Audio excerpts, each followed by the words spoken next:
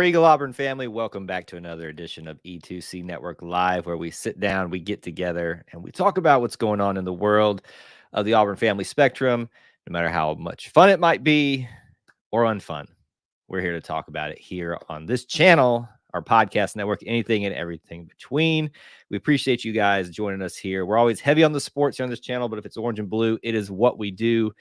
And for this live stream, we're going to be talking about Coach Harsin, Auburn football, what we do know, what we don't know, what's going on. Nobody knows. It's a crazy situation. This has just been titled The Situation Room as we sit here on Sunday evening before the week gets started, where I think all of us are eagerly anticipating some news coming out about Coach Harsin, his future at Auburn, if he has one, what will be going on with that, what will be maybe find out when Monday turns around. That usually it tends to be a good news cycle day or a bad news cycle day, whichever you choose, way you choose to look at that. That is usually kind of when we find some of these things out. So we are here just to talk about what's going on in that realm and want you to have a voice, want to share your comments and questions, whether you're watching here on YouTube, on Facebook, or Twitter. Hope you'll join in on the conversation because we're going to have open call-in show. If you want to take part of the show, have your voice heard, you can do so tonight. And we'll get into what that means in just here in a second, how you can take part in that. Most of you know how to do that. But before we do that, if you can, do me a couple of favors as we get things started tonight. We always like to do our little check-in. Make sure you post right now, War Eagle, however painful that may be right now, with where you're watching from, city, state, international. A lot of you are already doing that, and I appreciate that so much. A lot of you guys know the drill. You're regulars here. So thank you so much for doing that. And really, this is just going to be kind of one of those things where I have no agenda. I have no plan in terms of where the conversation is going to go, how it's going to go. It just kind of felt like we've reached this point in the Harsin Auburn saga that we just need to talk about it, right? It just feels like we need to kind of get some more thoughts and impressions and feelings out there. I mean, obviously, I'll share you my opinions on what I think's going on. I don't think anybody truly knows what's going on. I think we all have a certain disposition of feeling how this is all going to play out at this point, but nobody really knows. So that's why this is just pretty much open tonight. I don't have a time schedule. We may go 10 minutes. May go 2 hours. I don't know. It's really just here for you, a situation room for us just to sit back and talk about what's on our hearts, our minds, all that good stuff. And hopefully we can have a productive chat and conversation. So if you would like to take part in that tonight, if you'd like to be on the show, if you'd like to have your voice heard, you can call in right now. The link is at the very top of the chat window. If you head on up there, you can click on that link. It'll bring you here live. I can bring you into the show. You don't have to be on camera. It can just be voice call like you were calling into the Paul Feinbaum show. It'll just be a blank picture right there. So don't let that intimidate you. I don't bite. There's really mostly everything's fair game at this point. Obviously, I hope we can have constructive conversation. Obviously, I hope we can be respectful in all areas, whether you're pro Harsin, whether you think maybe there's cause for all of this, whether you think the boosters are to blame, all of that stuff. That I just hope we can have productive, constructive conversations and try to get our heads around all that. All right. So I'm not going to be able to say hello to everybody because you guys are a great crowd that's already assembling here. But we'll just want to bring a couple of you up here on the screen to say hello to you all. A lot of our regulars, a lot of our channel members, a lot of our booster club members, and a lot of new faces that we've gotten to know over the past couple of days and weeks as things have just been picking up around here. Let's see here. Thanks for showing up. This Stitch is giving us all the itch. I just signed and share some petition online. Face instead of keep Coach Harsin. There you go. There's some things that you can do that on the other thing. Patreon, YouTube are different. Yes, they are. They're very much different. So you can do, if you're referring to what you can do for us, Patreon is our booster club. So you can head over there and get little perks for signing up for us. But there's also the channel membership program where you can sign up here just for $1 and get access to emojis and things like that. If that's what you're asking, I'm not exactly sure, but they are two different entities. Some people choose to do all of it. Some people choose to do one of it. It's really there for you. Let's see here. Do we have to paint our faces to be part of the circus? It's funny. It's funny. It really does feel like a circus right now, doesn't it? I don't want to make, and let me just say this to kind of get things kicked off tonight. And I think most of you would agree. And I think everybody kind of thinks along these same lines. Whether, for me as a Christian, obviously there are much more important things in life. But I think we all acknowledge that this isn't the most important thing in our lives. And so I hope when we talk about these things and maybe even get serious about them a little bit, it really isn't the most important thing in life, but it is something that's important to us right now. We want to kind of have some honest discussions about it. So I kind of just want to kind of set that part of the table out, what kind of set out the context of how we should discuss all of these things. This feels like a really pivotal point in Auburn history, in Auburn football history specifically. And I've said this phrase a lot. It didn't have to be this way. And I say that in reference to the, what got us here in firing Coach Malzahn. But I say that even now to, what's going on, what we think's going on now at Auburn. It didn't have to be this way. And somehow yet it is. And it's frustrating. It's hard to get your handle on. I think everybody who's got their sources, of course, we've got ours, thinks they maybe have a beat on how things are going, but I get wind of a new idea, theory, every hour, it feels like, and trying to really pinpoint what's going on with this situation, who's in the right, who's in the wrong. It changes on a dime, and it's so crazy to see what's going on here. All right. I will try my best to keep up with some of y'all's comments and questions tonight as best I can. Please do not be afraid to check in on that. Leanne, no, it does not get you the emojis here. So that's two separate entities, like I was saying earlier. That's just here on the thing. There's no way for me to. The reason we have a booster club on Patreon and we have a thing here on YouTube is because we do a lot of different things. And some people want to support just the podcast. Some people want to support just the YouTube side of things. Some people want to do both.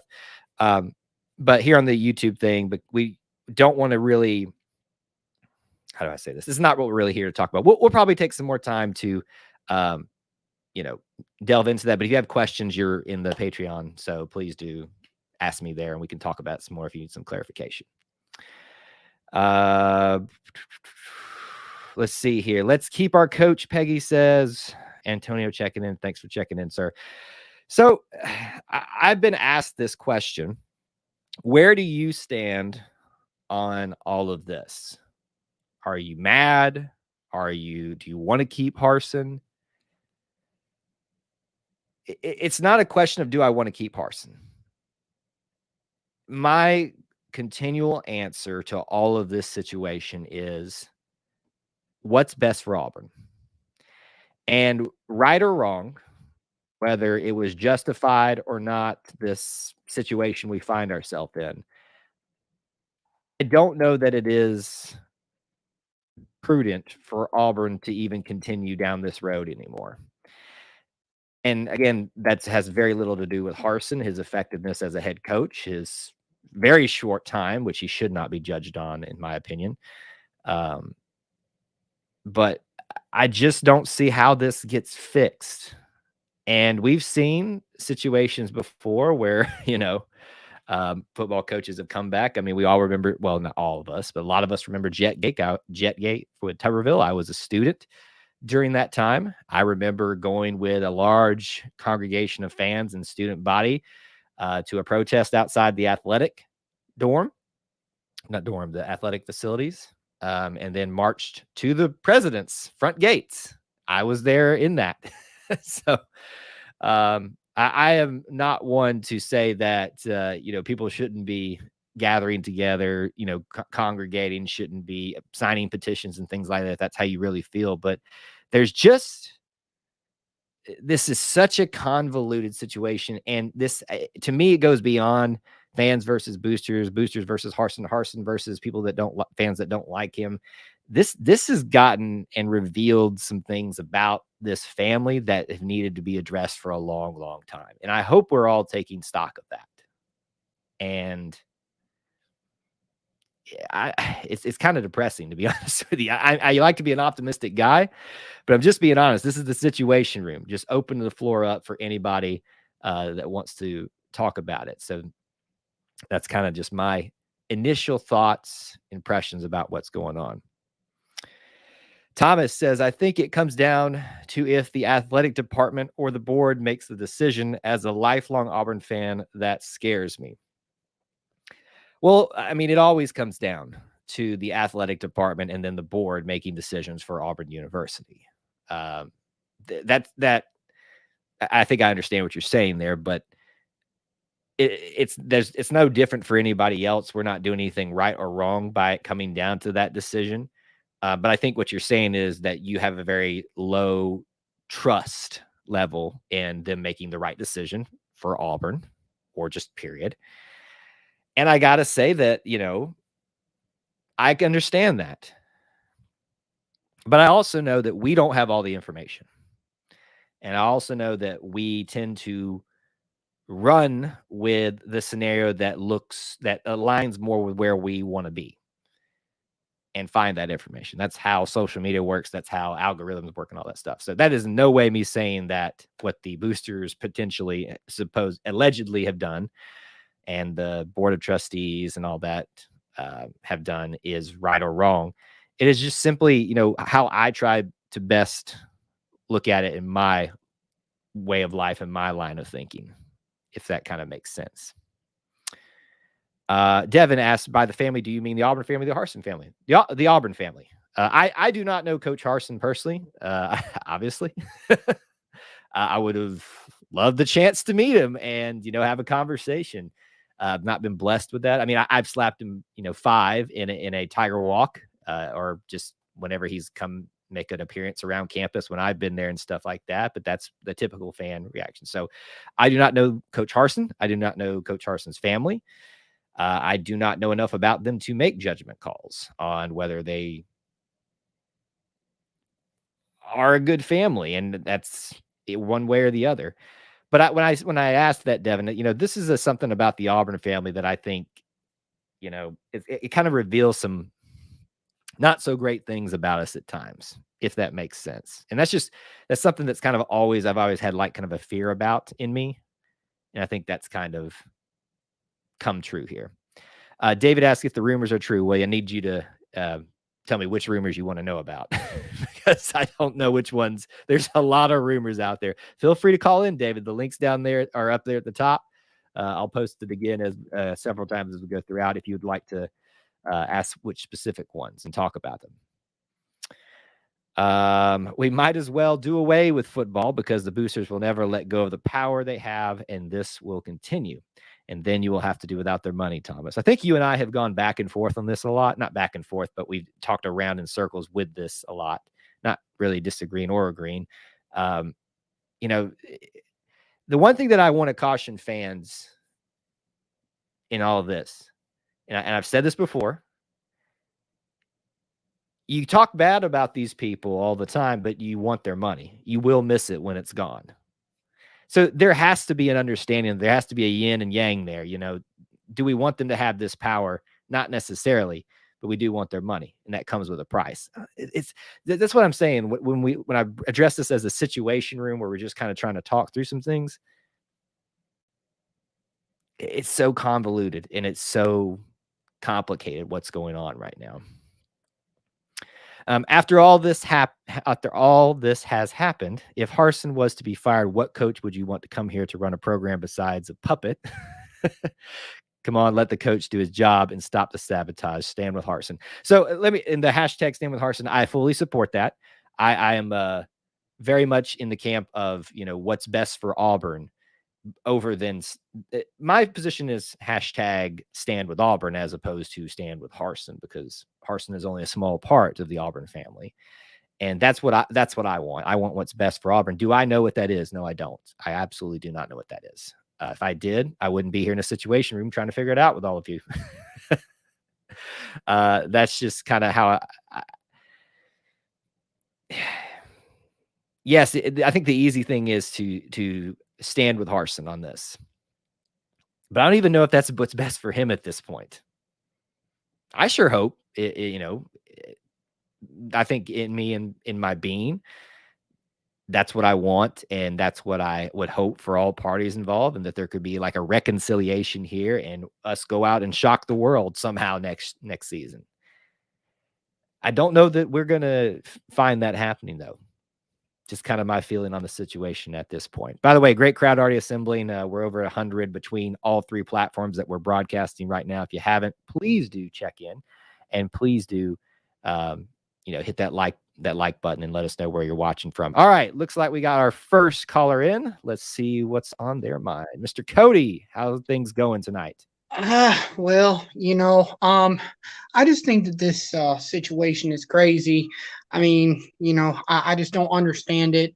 A lot of people, are, not only against, what's going on in the real world, with all this. And I just think that there's a lot of information that we don't know. Um, it's just kind of a, situation that I rather see what happens with this whole situation, because I mean, I don't really know what is to be believable and what's not to be believable. I mean, I just Cody, do you have a real question or point? yeah. My real point is that I just hope all this news is not true. I mean, I'd Yeah. love to, keep Harsin, because, yeah, he's a great coach. I mean, just off of one season, I mean, we're going to have our downs, because we're new, we're inexperienced. Mm-hmm. I mean, it's just, one season. Okay. Well, I mean, yeah, it's one season, and we'll see what happens with it. I mean, I don't. What do you think is going to happen? Do you think they're going to fire him? I've heard some rumors around that they're looking at it. I mean, they said his days are limited, and I just I can probably see them probably doing something, but I don't know how soon it could be. But there was an article let out just a few hours ago that said that it was imminent, that they were having a meeting, that he was coming back to meet with both the athletic director and the other person, and they said it could be within days. So I hope not, but that's what they're saying. All right. Well, we'll see what happens. Thanks for calling in, Cody. Not really sure what to make of that one. But anyway. Oh, goodness. As I said, this is a very interesting time that we're in all of this stuff. All right. So with that being said, where are you guys at on all of this? Do you how does the room feel? How do you feel about whether he's going to be fired, whether they're going to reach reconciliation on this? What do you guys think about that? If you have an opinion on it, I know that, we want to talk about the booster and all the things, but what do you think this is how this is all going to play out? Because I've honestly changed my mind several times already on how this is going to play out. And it was probably this morning that I thought, well, I think we're going to make it through it. Now I don't think so. And I can be convinced otherwise. Let's see. Then they made their decision, it seems. Oh, well, basketball program. The weakest link. If the rumors are false and they fire Harsin, I'm just done with Auburn football for a while. That's a common thing that I've heard said a lot on this topic, whether it's been on social media or here on the show or other YouTube shows. I just wonder, what do you mean by that? I think that's actually somewhere out there. It's like a meme or something like, what do you mean by that? Yeah. If you're done with Auburn, I just find it interesting that anybody would be done with Auburn football. I think you'll be back watching it very quickly, but maybe you'll hold true to that. I don't know. It could be a thing. that you're able to give it up for a while. I know I wouldn't. And this is me, someone who's said at one point, if they ever hired Bobby Petrino and watched them hire Bobby Petrino out of all this, that I would say I'm done watching Auburn football for a while. I'd still watch it. I would still watch it. Let's see here. Brahms' tweet speaks volumes along with Hall, Fair, Wooten, et cetera, et cetera, et cetera. Great point. And I think one of the great things when I was talking with someone recently about all of this, seems to be pretty as in the know as most people can be about the situation, is that support that you're seeing from the current players at Auburn has definitely helped and has stopped. I'm just going to, this is not going on in my view. Stop the steal with the whole Kevin Steele situation. But that could be, what bought him some time on this, or that support that you're seeing from the current players. And Nick Brahms, I think, has gone out on Twitter and said, hey, Board of Trustees, administration Auburn, come talk to some of the players. We want to have our voice heard in this because this affects us as well. And I cannot agree more with him. Nick Brahms decided to stay out of the NFL draft to pursue his COVID-19 year. There I go, using the name again. Hopefully don't get dinged for that one. But, if he does utilize this thing, and he did that based off a decision of Coach Harsin being here, wanted to be coached by him, the way he does things, the way he saw the program going under him, that changes a lot of things for him. That's another part of this that we're missing. Let's see here. Kind of go roll down here. I wonder why Boise State were so upset that Boise State was so upset that he left. Not understanding what you're meaning by that one. But we'll see. All right, we got another caller in. Mr. Dusty, what is up, sir? Good evening. How are you, buddy? Just trying to figure it out, man. Just trying to figure it out. Where are you at right now in all this? Where are you at? I'm very thankful for Bruce Pearl. Yes, we all are. There is no shadow of a doubt. Can you imagine? Let's take it that this was a year earlier that this all happened. Well, I know we went through this in a different way last year, but not to this level. Let's imagine this happening with a year where you have to sit out on probation basketball. How do you think Auburn fans handle that? I mean, honestly, I watched about 5 basketball games last year, and that was just because basketball with no crowd. Like, football is hard enough, but basketball, that's just unbearable. Like, you got to have a crowd. So I couldn't really get into it. And even football, that was a tough watch, just with the whole COVID situation and all that. So I kind of just talked last year up as whatever year. Yeah, it really was. So what do you think? Do you think Coach Harsin is fired already? Do you think he's going to be fired? Do you think he survives it? Where is Dusty at in this conversation? Goodness, the timing is terrible.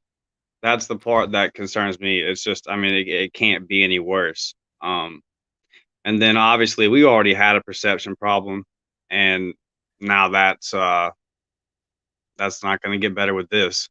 Right. So, and then as far as like the boosters or this story or that story, I'm just going to wait until we know what is fact, because there's all kind of stories out there. There's all kind of rumors out there. I'm just going to wait until more of that is what it is. I don't blame them for like having an investigation into the situation. The last couple months have just been really bad. And as far as like looking into why are all these players leaving, why are all these coaches leaving, I don't blame them for looking into that at all. Like, I would actually, like, I'm glad they did, like, that's, you gotta look into it and see what in the world's going on. You can't keep anybody. So now the way that it's all gone down, the timing, and if all this stuff is true, then yeah, like, as far as the boosters and the way they're doing it, it's just Jetgate all over again, it seems like. But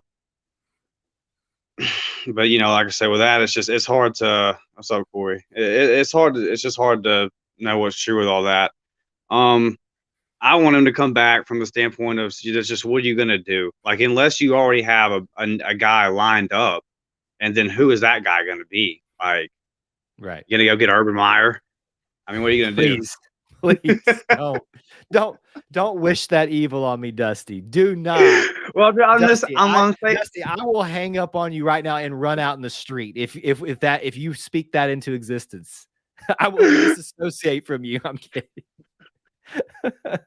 I'm not saying it's desirable. I'm just saying if you get rid of your head coach, you're looking at a situation where who are you going to go get? You're not going to, like, I would like Hugh Freeze. That was kind of the guy that I wanted, but is Hugh Freeze? He's getting $4 million a year at Liberty. You're not just going to, and then I guess Harsin's buyout is $18 million. You better have cause because you just broke the bank for Gus, and the report came out that the athletic department lost $17 million last year. So how much money do these people have? Well, apparently a lot of Yellowwood money, if we're being honest. There was something you said kind of earlier on that I liked what you said, and I wanted to kind of run with. I can't remember what that was. I mean, that's how like just crazy all this is, just trying to process everybody's so many moving parts. What's that? There's so many moving parts. Yes, so many moving parts to this thing. You know, I think what it was is I liked what you said about that you would want them to investigate anything, and you would hope that if there's an allegation, it should be investigated, but that doesn't mean that you should assume guilt. And we had some people, even on this show in a previous live stream, very early on, you know, Harsin's this, Harsin's that, Harsin's this. I've dealt with them. That's not a problem right now, but we need to let the process play out. There needs to be an investigation, but it really does seem that nobody's coming up with any concrete things that for some of these rumors. So then the question becomes is where do the rumors start? And nobody can tell me where they came from. No, like there's got to be a point A where that starts. And who was it? Why? And when did all this start rolling? I think that there's enough evidence to say that just from the way, like the guys that had left, they came out and spoke out on Friday. You know, Lee Hunter to Kobe Hudson to everything, Smoke one day. And I'm also, I acknowledge the guys that come out and had Harsin's back. But the point I'm making is that like that part of it, we can say there's enough evidence there that like there's some credence to that. That at the very least, you can say that people are either going to vibe with them or they're not, kind of thing. Right. And I just feel like that in a locker room full of 90 to 100 guys, that's a hard way to be, man. You've got to bend with some of this stuff. And there was one report I read, I want to say it was in the Montgomery Advisor, that he had texted a guy about how the guy had texted Harsin about how he could get better. And that Harsin didn't text him back and told him to go through his position coach and stuff like that. That's just not, that's not gonna work, man. That's not gonna work in today's age. Like you've got to, I don't care how hard-nosed you are, and I'm all about the hard-nosed. Like, I was a big fan of his messaging and everything when he was first coming in. I felt like it was kind of the change that we needed. But, when you lose 5 games in a row, this is just what happens. Like, even in your first year, because some of those losses were just unacceptable, like South Carolina loss. And, obviously the Iron Bowl hurts when you had them right there on the ropes, and then you get into the red zone like 5 times versus Houston and you come away with 13 points. And if you win a couple of those games, then I don't even think this is happening. It's because we stuck through Bruce Pearl through thick and thin already. And that's just because he was winning games, if we're being honest. So yeah, I mean, winning does, it's sad, but true in some ways. Winning does solve everything. If you need a case for that, look at Urban Meyer. When he's winning, some of his issues don't really matter that much, but when he's not, every little video of you out doing some stuff becomes a big deal. So there's that angle to consider as well in that. If we can, I want you can take part in this as well, but there was a great question and we assume that everybody knows this. It was Devin who asked it earlier. What is Jetgate? Yes, I would agree that it does need to be Googled. And you need to get all the nuances of it.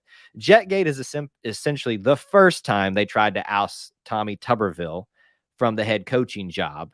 and they were trying to get Bobby Petrino. And essentially, they went in the dead of the night on Auburn's jet to meet with him to secure him as the next head coach before they fired Tommy Tuberville.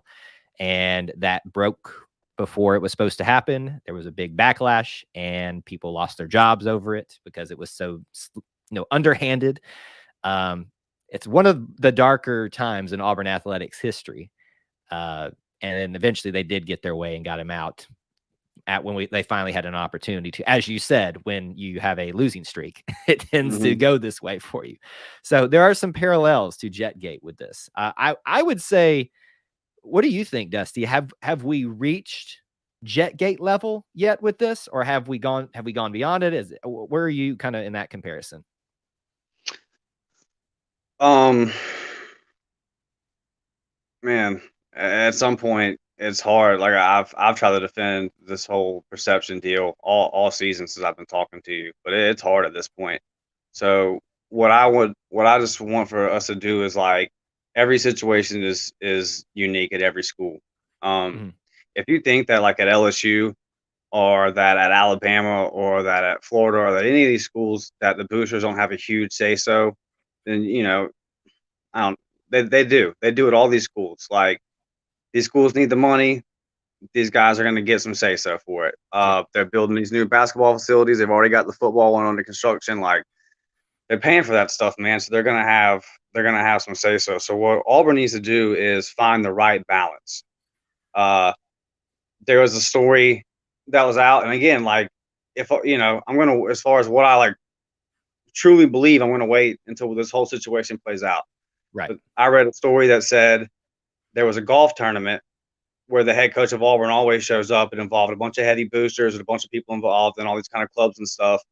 And that Harsin just sent an assistant, and it really rubbed people the wrong way, like it was going to be their first chance to meet him and all that. He has to understand that he's not the head coach of Boise, and that as much as you hate that kind of stuff, and I get it, you're just a football guy. If you're going to coach at Auburn, you're going to have to get out there and swing the golf clubs that day. That's just part of the gig, man. That's just part of it. You've got to get out there and grease those palms and stuff. You want that football facility. It's going to help you recruit. You got to play the game a little bit. And it feels like that part's kind of gone over his head. And then I'm not knocking a guy for going on vacation, but you're going on vacation. We don't have an offensive coordinator. Like, this is a serious job. And right now, you're under fire, man. You need to come put some of these fires out. Yeah. Auburn as a whole needs to find a coach, administration, boosters, athletic director. Alan Green's on the final year of his contract, and there's, I'm hearing that he's interviewed at other places. Everyone needs to come together. There's a perception problem. This does not help at all. This is going to kill us in recruiting, I feel like, for a long time. Like, people see this stuff, man.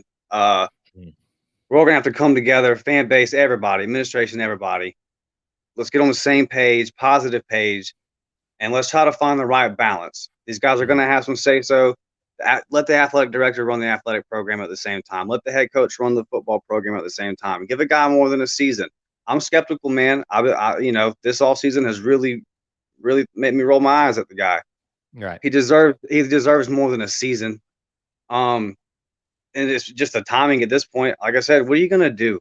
So everybody has to get on the same page. And like you talked about it a minute ago, people posting this stuff like, if they fire Harsin, I'm done or whatever, then go. Then you ain't with Auburn anyway. So, right. You put a little bit more direct, and I agree with that sentiment. It's one of those things that we all say things in the moment that sound, big and bold and stuff, especially, on social media and stuff like that. And I'm not saying that you're like the most person in the world if you do that type of thing, because I've done that, and I probably still do that to some degree. I try to really check myself these days because I am in front of a camera, 24/7. I kind of have to own up to that. Y'all remember the Bo Nix thing?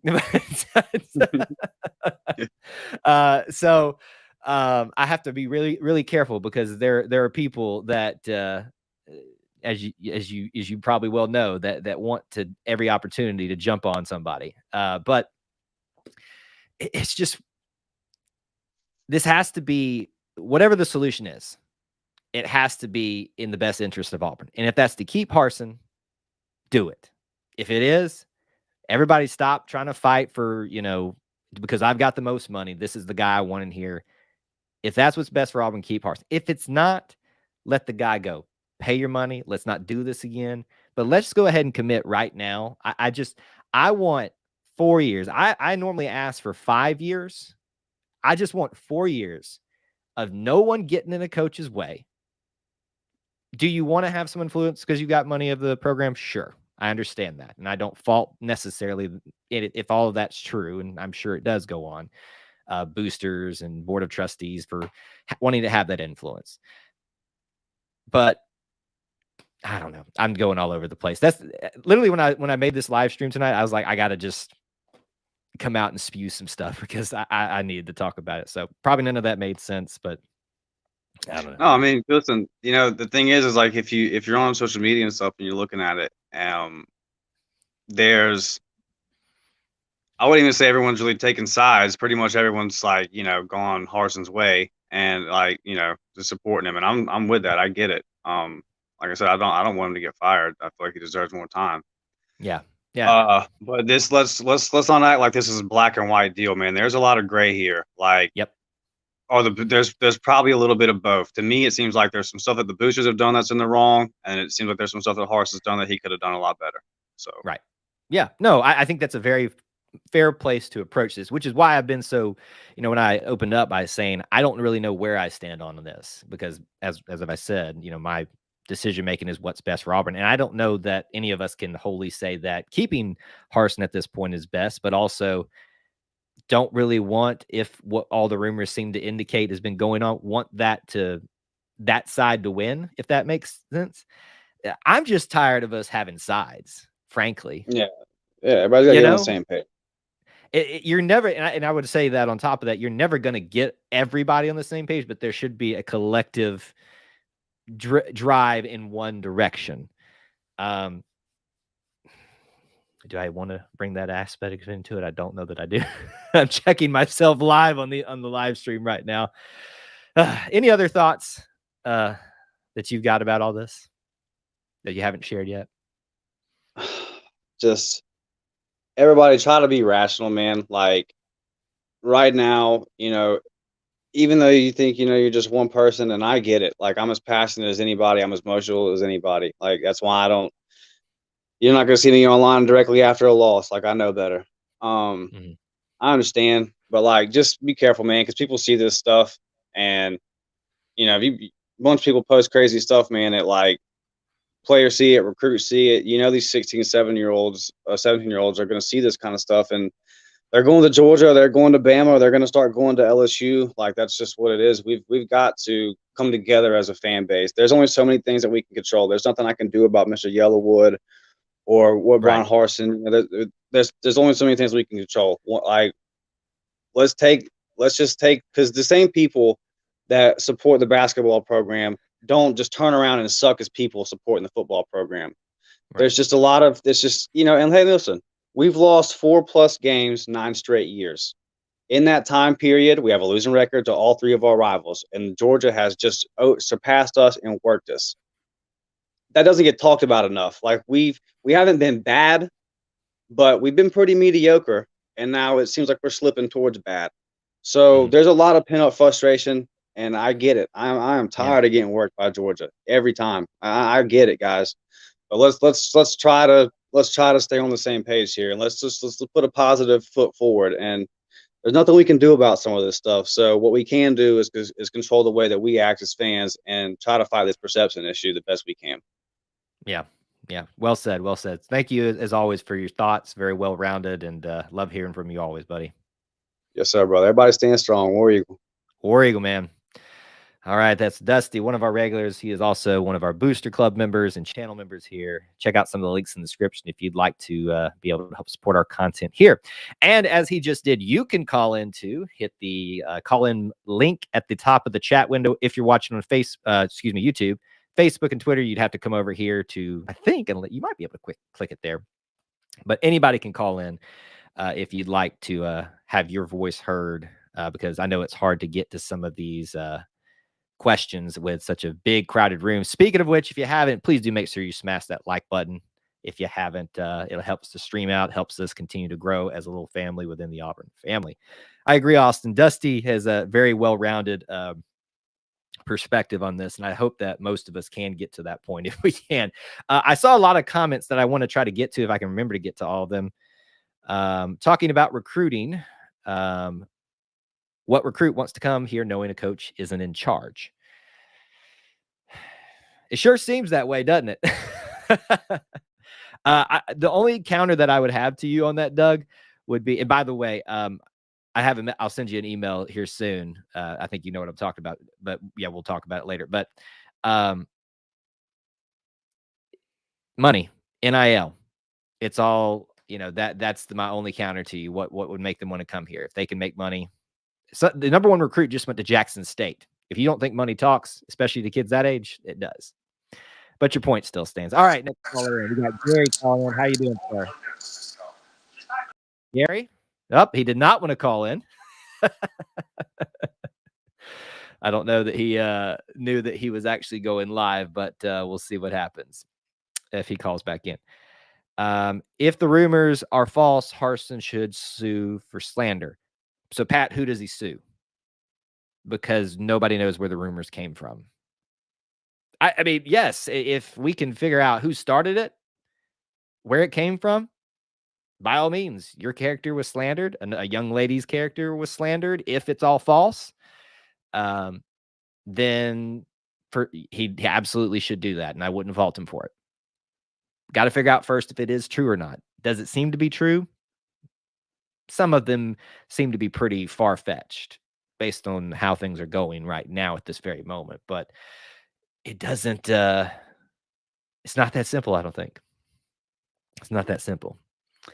Let's see here. Let me get back up here. I thought Planesman Murray had a really good question. We're about to find out if the new president has a backbone. If he bends to the will of the boosters his first couple of weeks in office, then he'll never be able to call his own shots in the future. One thing to keep in mind, Planesman Murray, is that I don't know that his time has officially started yet, and in what capacity. Now, I would imagine there's some sort of like transition period where he's being advised still by Gouge and stuff like that. I would imagine this is still falling under the purview of Jay Gouge right now. And I would imagine, unfortunately, this is his last thing that he will be known for participating in a good or a bad way.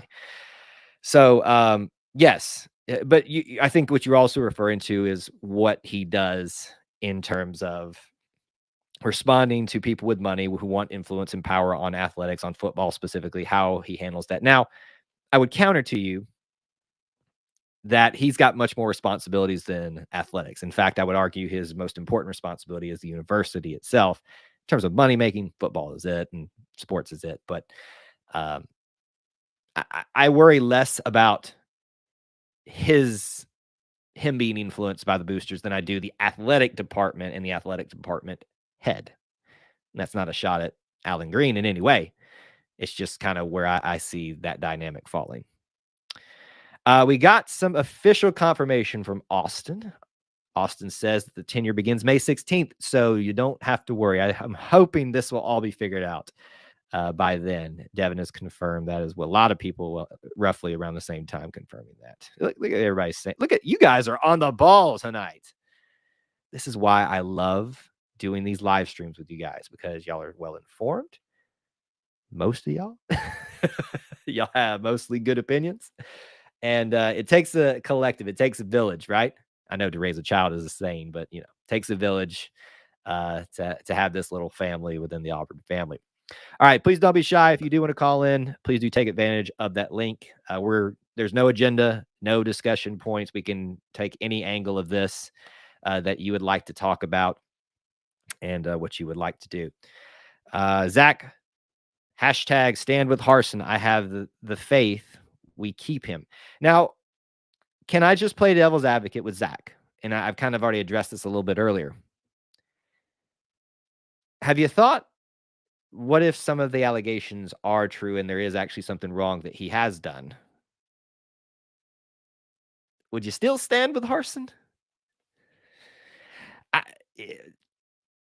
I think that's part of why I have not openly and jumped on the bandwagon of the Stand with Harsin thing. In my Auburn loving, football loving heart, yes, it is what I want to be a part of, and I don't like seeing potentially outside forces come in and push him out. But I also have to take a step back and realize maybe, just maybe, there might be some truth out there that needs to be investigated. And Coach President Gouge has said that he is doing that right now. Imani, all I can tell you is you better hope that you are wrong, or you are right, and you better be prepared if the way things are trending right now, it does seem like that is going to be the decision making, the decision that is made or has already been made, and it's a formality at this point, trying to work out the details. But I don't know. Leanne says boycott Yellowwood. Do we know that he's in fact responsible for this? It's very easy to go that route, and I'm not saying it's wrong. That might be one way to do it. I can guarantee you, though, we're not going to make it. It's going to be the construction companies that you'd have to get to be on the boycott Yellowwood thing. And that's all part of why this is such a crazy time to try to process all this, trying to understand this, because there's no, I think Dusty hit on it. There's no solution other than just venting about it and expressing our opinions on YouTube, on social media, what have you, that we can come up with it at this point. Lewis says, I won't buy another stick of Yellowwood. But what if it's not true? Let's see here. David says, I want to keep him 100%. He deserves at least 3 years, but I don't think it's best for Auburn at this point. And I honestly think that's where a lot of the Auburn fan base is at this point. I think a lot of us are starting to come to grips with that they don't see a way out of this. If a decision had been rendered, a conclusion to all this had happened maybe on Friday or even yesterday, and he was being kept. But the longer this goes on, the longer it seems to hurt Auburn, doesn't it?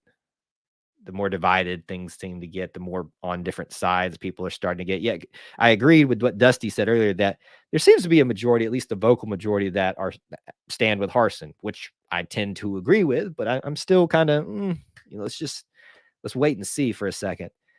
But there is starting to be those lines drawn again. It's a very divided time in Auburn. Devin, based on what the current players have said, it has a problem with the players, not Harsin. And if you're going to ruin someone's career, put your name by it. Very well. I think that's true. That is very true. What if what the players that are saying the unfavorable things about Harsin are true? We have a natural tendency to think towards what we desire to see happen. And my point of view is that I tend to believe the players that are currently here that chose to stay here, right? That's where I stand too. But I have to ask the question, at least, what if there is some truth to it? I haven't seen a lot of evidence to suggest that.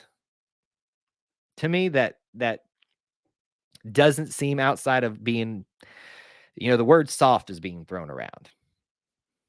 Don't really agree or like that much, but be in a different mindset, I guess, is a way to maybe say it. I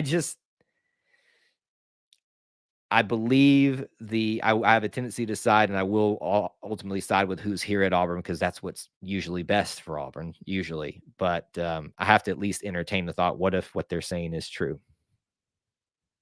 And yes, anonymous sources you do need to always take with a grain of salt.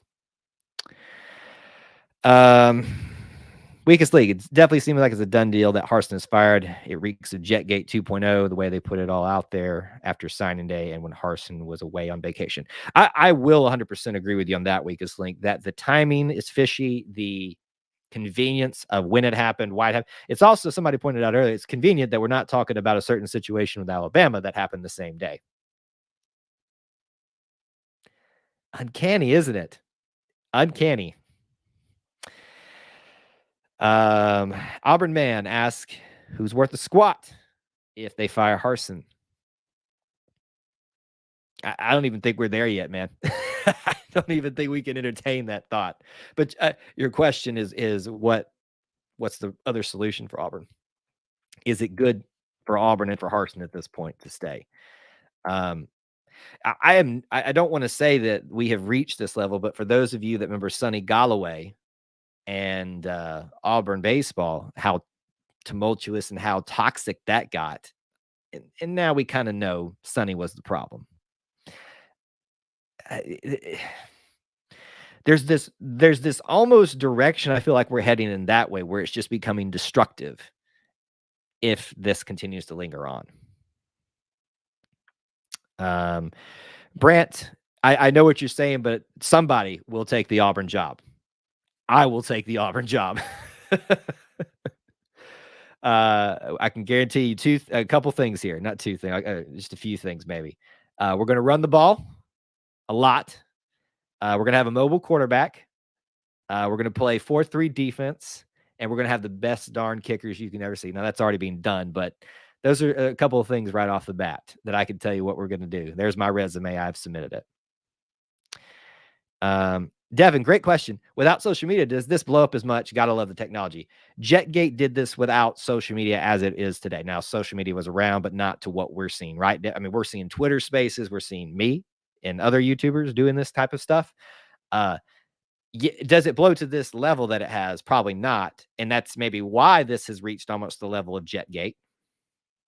But it would have still, the crazy thing about this is if we didn't have social media, there probably wouldn't be as much quote unquote knowledge about it in people discussing it, trying to figure it out, investigating it, there would just be the water cooler talk, because did you hear what was discussed on the Feinbaum today? Did you hear what was talked about at ESPN about Auburn today? That kind of stuff. If he's kept and wins 10 games, it'll disappear. If he wins, it will disappear. If he wins 6, it's over. So what happens if he does 7, 8, or 9? Sorry, that's just where my mind goes on that type of stuff. I hate that I'm that way, but that's just, I always like to play devil's advocate. Auburn boosters have a tendency of messing things up. See Jetgate. That more had to do with, and yes, I'm sure they allegedly were involved there too, but that was more athletic director and other administration that were involved in that at the time. They're the ones that got in trouble. All the fans are saying, let's see here. Wait and see. Goal-minded. What if this is real? All the fans that are saying stand for Harsin will look back. I'll say, as you say, wait and see what comes out. And I want you to hear me also, goal-minded. My desire is that this is untrue and that somebody made this up and they pay the price for it, because that's the way it feels right now. But also we're at the point where it's probably best for all parties involved to separate and move off. And it didn't have to be this way. Stop, Kyle. Stop.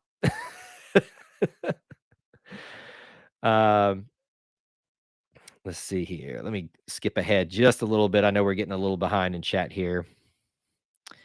Anyone priced wood these days? It's easy to boycott Yellowwood with lumber prices these days. Probably so. Probably so. All right. Let me skip ahead a little bit here. Now, underrated, I will take this on a little bit. Not trying to pick on you, but I am going to say it. The culture under the last staff allowed bad habits to rub off on the players, and Harsin had to clean house. Can you blame him for that? I disagree with you completely, because you don't know that. I think most people that are here that was a big Malzahn supporter and fan. He's not here anymore, so it didn't matter. But since this is being brought up, that's part of this that I will get a little bit riled up about.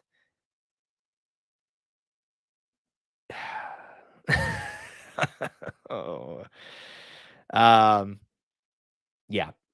The notion that just because you don't like the coach or the way that the team wasn't winning enough, and it doesn't mean that they were doing things the wrong way. And I've said this previous on another live stream, that there are two different styles, schemes, ways of thinking in terms of coaching from Malzahn to Harsin. I think that much is clear. Neither is wrong. And I think even Dusty, when he was on, I don't think he meant it this way, but I'm going to use him. And so sorry, Dusty.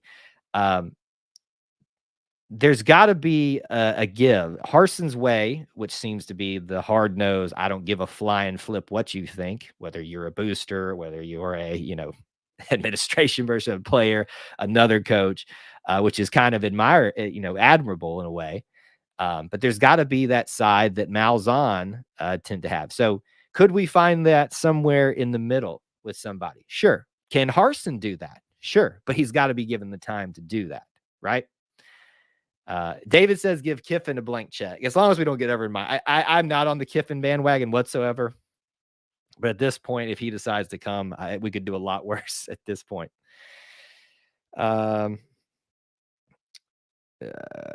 think a lot of people, William, think that there was someone in mind, which is what got this all started in the first place. But who knows, right? Everyone says you would hope if something that is being alleged that was pulled like this, trying to oust him, that there was a plan in place. Most of the time there is. And why hasn't it come to fruition? That's what I want to know in all this, because the alleged story is that the powers that be, whoever that is, boosters, administration, whatever, had evidence to show to the athletic department, to the president, that Coach Harsin needed to be fired, and that it was for cause, covered him, no cost to the university whatsoever. He could be fired with cause. He's out. I'm inclined to believe that player support, fan support wouldn't have meant a hill of beans if that was the truth. So what happened? If there was a surefire plan, somebody winning this with a surefire case, what happened? That's what I want to know. That's what's so intriguing about all this and why we're at this point. We're getting up on about an hour now. Listen, I don't have any plans to go anywhere necessarily, but we'll wrap it up when it feels right. Please do call in if you'd like to, though. You got the little ticker down below to remind you. Hit the link at the top if you'd like to call in. We've had a few people do that already tonight. You can be on camera or off of camera. I'm pretty sure the first one we have was a guy thinking he was being funny. I think that was the case. I let it go probably a little longer than I should have. But please do call in, and please have something, to say. Unlike the first one, I think. Greg says that doesn't matter who comes in, they must obey. Well, they have to obey somebody, right? Athletic director, people that pay your salary. Everybody's got somebody they have to obey.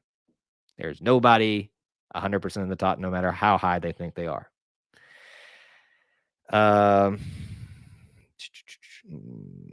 Let's see here. Let me back up here. Ultimately, Planesman Murray says that he believes Harsin stays. He meets with the team along with AD Allen Green, and everyone sings Kumbaya. Auburn wins their 23rd natty, and Auburn man can hope, can't he? I love it, Planesman Murray. I love it. That sounds like the best story in the entire world. It sounds like a 30 for 30 film in the making. By the way, why hasn't anybody made a movie about Cam Newton's story and his his sophomore season here, or junior season here? I've started, I'm not going to lie to y'all, because this is just the way my mind works. I've actually started writing a screenplay for that before and put it away because I just don't have time. I'm probably going to get back to that now that I've said this live, but that needs to be a movie. Maybe this is the next one, or a 30 for 30 at least. All right, let's see here. We got our next call in, so let's say hello to him. Mr. Ryan, how are you this evening, sir? What? I wanted to talk about like what is going on, and yeah, I've listened to numerous things over the day. I saw you were in an infamous Twitter space that was ran by, I think it would start off by Bryan Harsin and then went on to someone else. But anyways, whatever the case may be, I was on there listening for a while. They brought up some good points, and they just brought up another good point I want to talk about on here. How many coaches have how bad our power structure is, and how many coaches have turned us down because of the powers to be not giving them full control. You're talking about guys like Kirby Smart, turned us down way back when. Guys like Brent Venables, we talked to many times, he turned us down. Mario Cristobal, I think, turned us down. Guys like How do you know they turned us down? well, Brent Venables came out, I think it was on some sort of, yes. Yeah, I remember what you're talking about with that now. Yep, I remember that. and then Kirby Smart has been widely talked about, and then I'm just assuming those guys have turned us down because it was like in the mention, like all their names are in the mention when it first started happening, like we interviewed them or whatever. Yeah, but how do you know that are you just assuming that because somebody said, or do you know that they were interviewed? Yeah. Let me just say this. I am 99.9% sure it came down between Malzahn and Kirby. So I will agree with you there that's pretty commonplace. But I guess my point I was trying to bring up is be careful when we assume things that somebody turned us down, because that may not be the case. Sometimes people like to say things, and I tend to believe that in the case of Venables. Anyway, go. Sorry, I interrupted you a little bit, so go ahead. You're good, but yeah, we got turned down by some guys, and our power structure is just awful. Like, even if we do fire Harsin, which surely don't happen. Hold on, let me get myself the camera this way. Okay. Surely don't. I don't want happening. Yeah. Who would want to come in here and say, I want to be here? Yeah. With their power structure and not being able to give full control. Like, I think it was Josh Pate bring up a good point today. Like, if you go to Alabama football, you say, who runs that program? And Nick Saban. Who runs Georgia? So you don't think that that the boosters have any pull at Alabama? Auburn. You have to think about that and think about that. You don't know who runs it, and that's my problem. Leadership.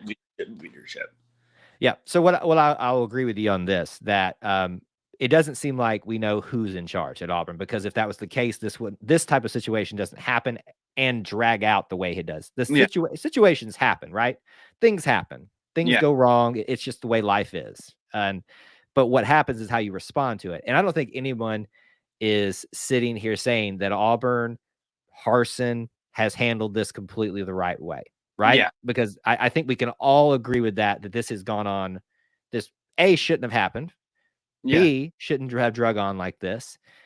And C, there should be some more answers, more definitive answers. Sorry for interrupting you, but no, you're fine. Go ahead. The people in power could very well have, because this was not of people in power. Originally, remember, they wanted Kevin Steele. Yeah. And Alan Green stopped and said, we're going my way. Right. So and it was like a double whammy once they saw, this guy's not a yes man. This guy's not like a Malzahn. He won't just say yes to everything. Why do you assume that Malzahn was a yes man? Because somebody said, or because you know that? No, because of how the program was ran the last couple of years. In what way? Like recruiting and football and all that. They were top 10 in recruiting almost every year under Malzahn. I know I'm pressing you a little bit, Ryan, but I'm not, and you brought it up, so I'm not trying to, I hope you don't feel like I'm picking on you, but I hear those things said a lot, and they're just big arbitrary things that nobody has any solid proof on. And so I think when we perpetuate those ideas without solid proof, we're basically doing the same thing that is being done to Harsin right now. I got you. I see where you're coming from now. Okay. There you go. That's just what I want you to think about. And I say that for myself, but I also say that for everybody here watching. I hope that you'll look at it that way. Yeah, I got you. But another point I want to bring up, like I know this for a fact. Why are we freaking about like 20 guys transferring? It's happening all around the country. That's fair. Yeah. The national championship, they had 19 guys leave. Yep. They had 18. They just won the national title, guys. Yeah. Yeah. Stop I agree. I about agree with every you. little thing. I agree with you on that. I think the people that are using the whole transfer situation this season as a knock against Auburn, a knock against Harsin, whatever, you're not looking at it in its full context. I 100% agree with you there. Could it be because of Harsin? Absolutely, it could have been. But when you have a 1-year transfer freebie to go wherever you want, you haven't used it yet, and you don't think your situation's good, you better as heck use it, right? Yeah, you Wouldn't better you? get it out of there. So, anyway, yeah. I wanted to get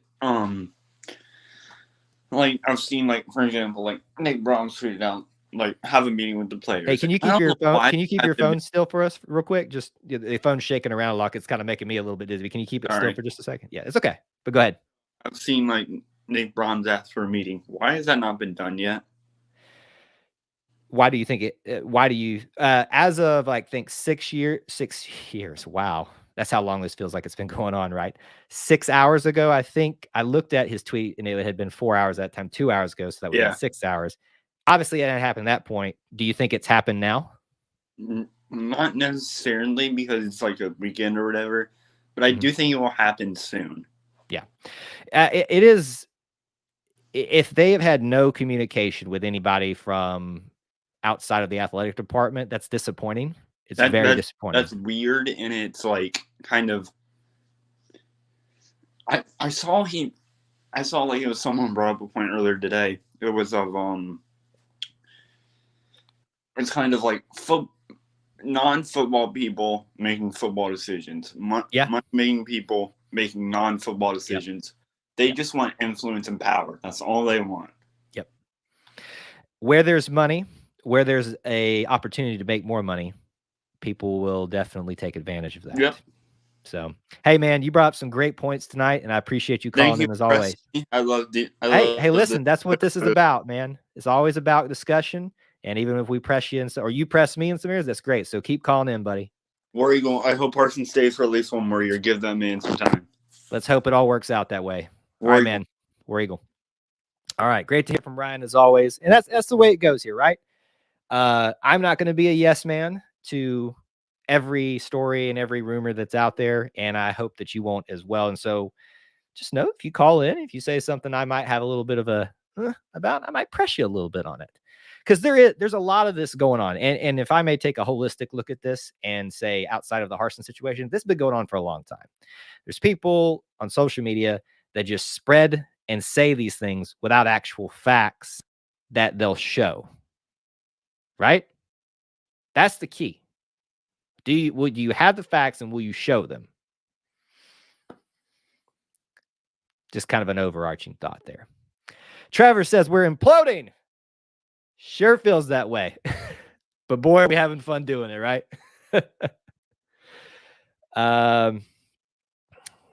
Thomas, so you're kind of taking the angle with some of the former players kind of complaining about some things that Coach Harsin may or may not have been doing for them or against them or whatever.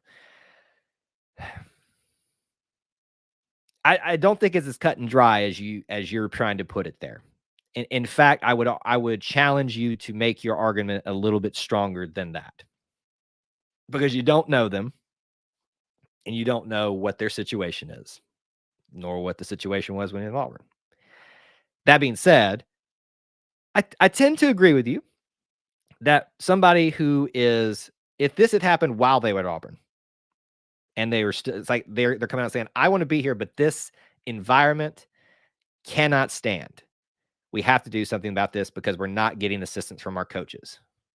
And we want to be a part of Auburn, but we can't be a part of this environment. When you leave and then take the first opportunity to run your mouth, that doesn't put you on great ground to stand, to start off with, at least. So you have to, if you're going to say those type of things after you left, you have to understand, hey, I better have a real good case with actual facts to say, if I'm going to say these things, if I don't want to be ridiculed for it. I don't know that that case has been made publicly, which is why I'm willing to admit maybe there's things I don't know, but we'll see. Josh, I'll challenge you, sir. Prove to me that Gus didn't discipline his players. I disagree with you fervently on that, sir, and I challenge you to prove me wrong. Let's see here. I feel like we're heading into Tennessee territory. Here's an interesting thing about this. Let's have a little fun with this because we've had very few fun moments. I mean, I've enjoyed the heck out of this night with you guys, first of all, and I don't have any plans to go anywhere at this moment. Why do we always assume Tennessee is what we're becoming, right? Why is it not Vanderbilt? Why is it not South Carolina? Why is Tennessee is the standard for when your program's going in the tank? Is it because they once were great and have yet to come back to that? Is that why it is? It's just that is literally the thought that just popped in my head, and I'm also one. Austin knows this. He and I have talked about it. He's in the chat right now. We both have called us being the Tennessee of SEC now, of potentially becoming that. So it's not that I disagree in any way. I think it's hilarious. I'm just curious why we all go there, right? It's just an interesting thought. The Facebook post has been since removed. What do you mean? Which Facebook post? I may have missed your comment earlier, Larry. Share it again or call in. Please do.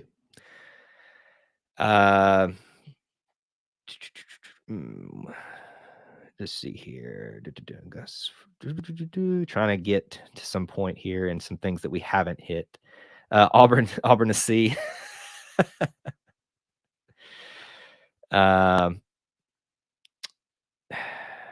Is it true that Harsin asked to meet with the board of trustees about hiring staff and was told no? According to the ESPN story, I think it was. According to them, yes. We won't ever know that though, right? I would imagine meetings happened, and I would imagine that there were some stipulations given on who is a good fit for Auburn to be an assistant coach, that type of scenario. I would imagine that at least happened.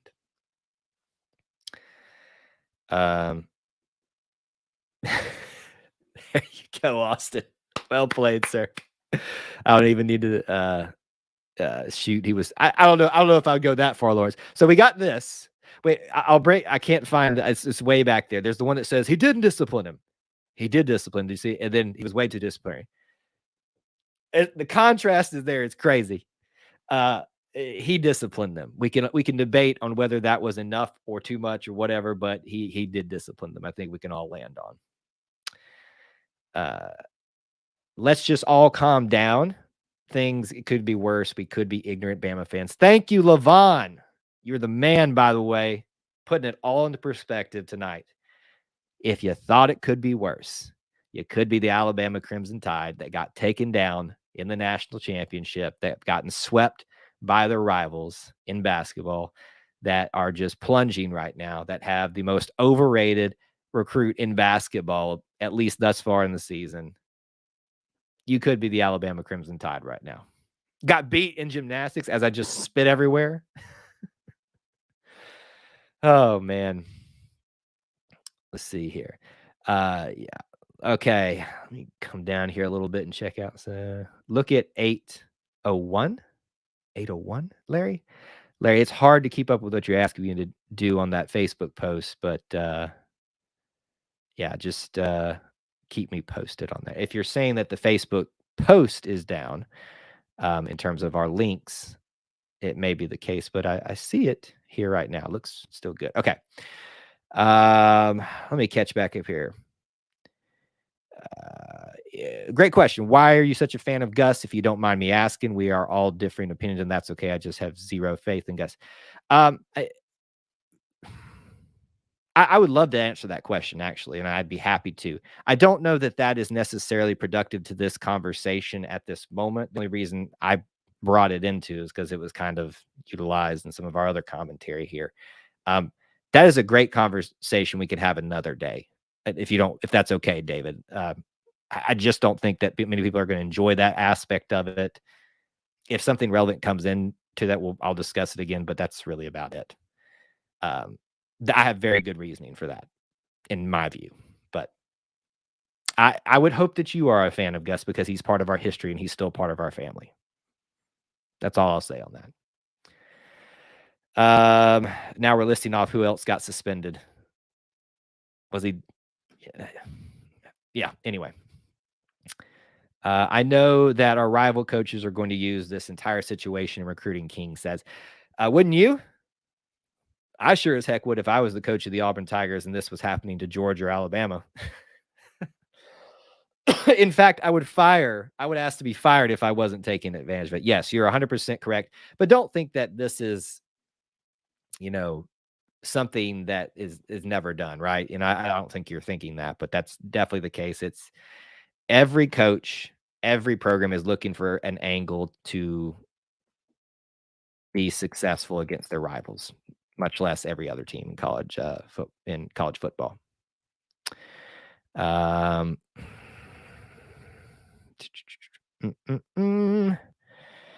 a lot of people saying that they want the Hugh Freeze hire if that happens. I'll cross that bridge when we come to it. I just want answers, on this. That's all I want. Is that too much to ask? I just want answers. I just need answers on who started this? What happened? Was there a plan in place? Why did it fall apart? Because it's one thing if there was this, coup against Harsin and the plan went forward. We'd be all mad about it, probably to this level, but we'd get over it, I think, fairly quickly if we saw things going in the right direction. That doesn't make it right, but it doesn't. It has gone south, very, very south. Let's see. Why does Harsin get hate for enforcement of the rules? I don't think, frankly, Josh, I don't think he's getting that much hate. And maybe you're seeing things that I am. I mean, I see the people, that are siding with the former players saying that, he was too strict or not personable enough and things like that. I think most people, I shouldn't say most people. I think a very large portion of those that are voicing their opinions on this are in favor of Harsin enforcing his rules. When those rules don't align with what the people that have influence, whether that's an athletic director, board of trustees, doesn't align with them, that's when you see these type of things happen sometimes.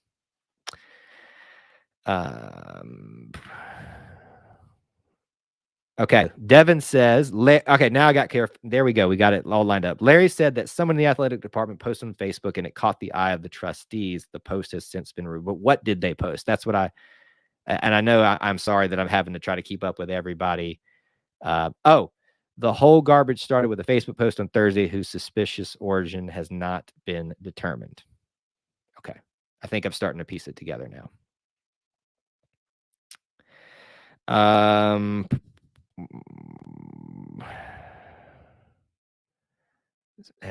No matter who the head coach is, they have tough sledding with UJ and Bama at the top of college football. Absolutely. You will not win any argument with me or many Auburn fans that Auburn is the toughest job in college football, especially right now. In the context of what's going on in college football, especially now that what's just happened in recent college football happenings, Georgia winning a national title, you will not find a harder job in college football. It is not for the faint of heart. Nor is it for the faint of heart of its fans, whether it's a game and them playing down to their competition and giving you a heart attack, or it's moments like this where we have a situation room and no answers. No answers.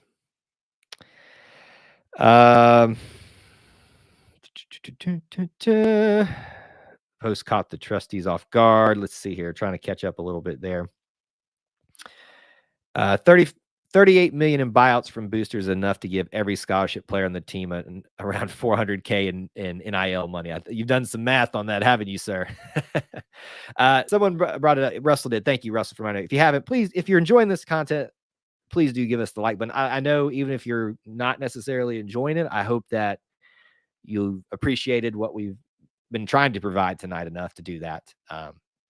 Doesn't mean that you have to always agree with me, but I do ask that if you can do that one little thing for us, huge help for this YouTube channel that we have grown from nobody watching to 1,000 subscribers in 6 months.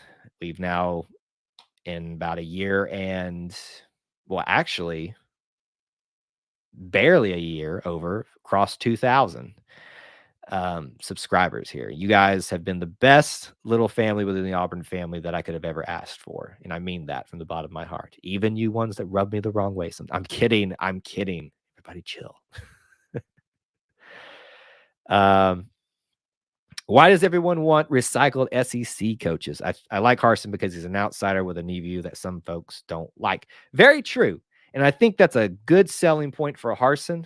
And I think you may have a point there that people like the familiarity. And I would say I'm one of those. I am very much in the opinion that Auburn always needs an Auburn man in its role. Is that more of an emotional response by me? Probably. I could probably back that up somewhat, but I'm willing to say that may not be the best solution always. But that's what I want, and that's what I think is best for Auburn, is to have an Auburn man in the role. But I also see the value of outside perspectives, which is why I was willing to go there with Harsin, right? When they fired Gus, and I was adamantly, vehemently against that. That was not a reflection on Harsin. I am a Harsin fan as long as he's my head coach and there's nothing inappropriate that he's been involved with or done. That's the way I view things. But I also, have to start, asking questions of, is this what's best for Auburn? Is not having an Auburn man in that role what's best for Auburn? This might be a case that there's enough people that don't think it is, or as people like to call it, someone that they can pull the strings on, a puppet, as they like to call it. All right, let's skip ahead here. Kathleen asks, why have unscrupulous boosters been allowed this power? Money. Because you need the money to run a football program, to build that beautiful facility that's going up just to the, I'm trying to get my directions right, just behind Beardy's Memorial Coliseum. You need their money and you get their influence. That's as simple as I can put it. If you don't want the money, you won't have the influence. Pick which one you want. Because I can sure as heck guarantee you that ticket sales don't pay for it all. Harsin is the only coach that wants to be at Auburn at this point. Here's another part of that question. Is he only at Auburn because his career depends on it at this point? And that's what I'm wondering for Harsin at this point. Is it worth fighting for his career, or is it worth just walking off into the sunset for a little while? I don't know that. I don't know. Just a thought process. War Eagle, keep our coach. If it's best for Auburn, I agree, Quentin, but I do not know what is best at this point. Was Pat Dye an Auburn man? Great point, Bruce, and I'm glad someone brought it up when I said that. And it's a great example of how an outside perspective can be a great thing. He was a acolyte. I don't know why I use that word so much. He was a disciple of Bear Bryant, went to Eastern Carolina, Wyoming before that, but he grew up a Georgia boy. So you could argue that Pat Dye was not an Auburn man, but he said that what the Auburn Creed stood for, he recognized in himself. Bryan has expressed those same sentiments. And that was a great step in aligning himself with us. And I admire that about him, recognizing what that means to us and why that's important. But you can't just say I'm those things. You've got to be those things, and you've got to follow through with a successful program. 1 year is not enough time to assess that, in my opinion, but all those things go head in hand. Lawrence, don't make my head hurt. Don't you make my head hurt, sir. He says that we don't want to end up with Muschamp. Crazier things have happened.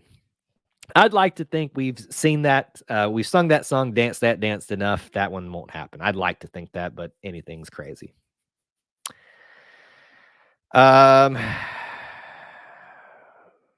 What's best for Auburn is quarterback development. We have to end this quarterback curse. Let me ask, and again, I don't know that we can tackle that fully here, David. You're asking great questions and bringing up great comments, but they're deeper moments that maybe are better served on where we don't have a focused discussion point tonight. Maybe bring them back up on Wednesday nights. For those of you that don't know, we go live every Wednesday night, barring a basketball game, which we still go live after it. But at 8 o'clock Eastern time, where it's just open forum, and like we'll just bounce everywhere. Probably going to still be a lot of this week, but there we won't be as focused unless there's something really important happening. But what I'll say this, I would challenge you: what is quarterback development? What is it? What do you mean? It's a very big arbitrary word. Why, like people saying Coach Harsin lacked discipline. What does that mean? Because if he lacked discipline, or excuse me, Coach Malzahn lacked discipline. Because if he did, he would not be suspending and kicking players off the team. Those are big arbitrary things that I think we need to define if we're going to actually have those discussions. When is the decision supposed to be made? King, if I knew, I'd tell you. Here is what I've been discussing it with a lot of people and following people that seem to be in the know. It looked like there might have been a decision being ready to be made as of Friday. Then that didn't happen. I was told expect it to go through the weekend. There's been kind of ebbs and flows. I think it was highly unlikely anything was going to come out this weekend. But my hope is we get some, for Auburn's sake, we get some closure on this tomorrow. That's my hope. I have nothing to support that, but that is my hope for this situation, because this is doing more damage to Auburn at this point the longer it goes on.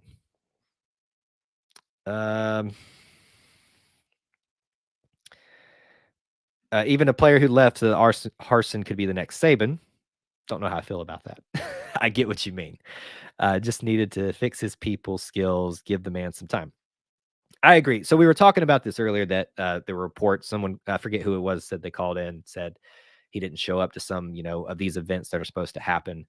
That is the coach's responsibility to do that, to be a steward. When you are a coach of a Power 5 school, you are not just a coach. You are the steward, the main steward of that program. And thus you have to go do things that aren't necessarily great. I remember, quick plug, they don't need it, but I'm a huge fan of the Rick and Bubba show. They usually go to this golf tournament that's done, I think, in like April usually. Forget what it's called. It's in Birmingham, and usually you see all the SEC coaches, the big ones, Kirby Smart, Nick Saban, Harsin last year did it. You could tell he did not want to be there and was not liking having to be a part of it, but was doing it because he was just hired. So that doesn't shock me if that's true. You still got to go do them, though. You still got to find time to go recruit, coach players up, call their parents. Oh, that's a funny one. That's a funny one. Larry, I disagree with you. And I agree with you a lot tonight. Our opinions are not worthless. They are not. Especially if there is some truth to what they have said, and there is something that needs to be addressed. Now, the timing of their choice, the timing of their decision to voice those opinions makes those opinions less believable and less very convenient. That's where I will kind of get in line with you on that. But their opinions are not worthless. Just because someone leaves Auburn, with very few exceptions, Sonny Galloway, Stanley McGlover, trying to think of other ones, they're still members of the Auburn family. Mostly. And should be treated as such. Let's see here. Hugh Freeze left Ole Miss under a bad situation. Why would we even think about him? Because Linda, I don't know where you fall on the scale, but as a Christian, I believe that we should, once there's a certain amount of time, and there's been some change in their lives, that people should be given a second chance. That's an easy reason why we should give him a shot if that's where we end up having to be, finding a new head coach. Do I think he's the best option? Not necessarily. But I would hope that, in my case, that no one would hold my flaws, my past mistakes against me if I've done the things to rectify them. And from what I understand by people that seem to know him very well, he has taken those steps to change some things in his life drastically. Do I know that for a fact? No. But I trust some people's opinions on him that I know him pretty well. And so I would hope that no one hold that against me, and I think you could probably feel the same way. But I get the apprehension of hiring him, right? It makes a lot of sense. Trevor says you were on the Harsin train, but got to jump off. I understand. I do understand those that are starting to sour on it a little bit. He hasn't given you a lot of reason to get excited about it. The way it ended, if you're going to be critical of signing no one on National Signing Day, you have to also acknowledge the huge early signing period it had, which hasn't been really utilized by Coach Malzahn because he's the only coach that's had it during that time. Even I can say that as a Coach Malzahn fan. He utilized it the best. So, but outside of that, Ole Miss, LSU, the way the season kind of started, a decent showing at Penn State. There's not been a ton to get excited about, and a few good signees here and there. Am I wondering what's taking so long with the decision? Oh, yes, I am. To me, that shows that the plan that was in place, which I hope was in place, right or wrong, fell through. And now they're scrambling.